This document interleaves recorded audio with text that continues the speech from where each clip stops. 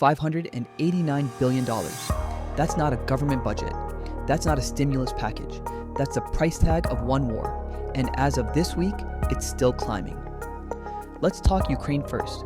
According to the World Bank and the United Nations, total monetary losses in Ukraine from the war now stand at $589 billion, with commerce and industry alone absorbing over $214 billion of that. Every single day in 2025, Ukraine spent an average of $172 million just to keep fighting. That's more than $7 million every single hour.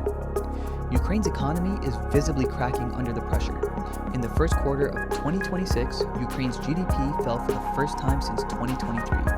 The country has lost nearly 70% of its electricity generation capacity since the invasion began, dropping from 33.7 gigawatts down to just 14. Millions of civilians are living with only 3 to 4 hours of electricity per day.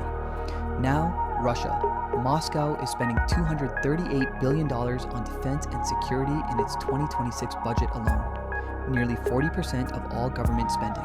And even that figure is understated because a large portion of Russian military spending is hidden in classified budget lines. Russia's finance minister has already warned that war spending will exceed the 2026 budget by an additional $28 billion.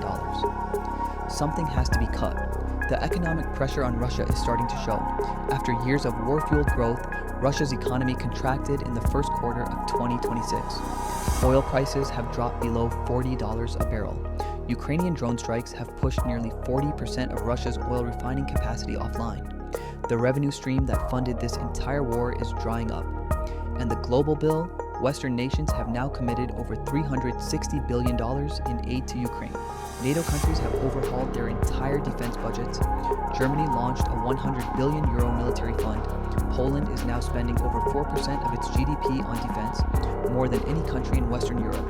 So here's the number that matters most. Conservative estimates now put the total combined economic cost of this war, damage, military spending, sanctions, lost trade, and aid well past $1 trillion.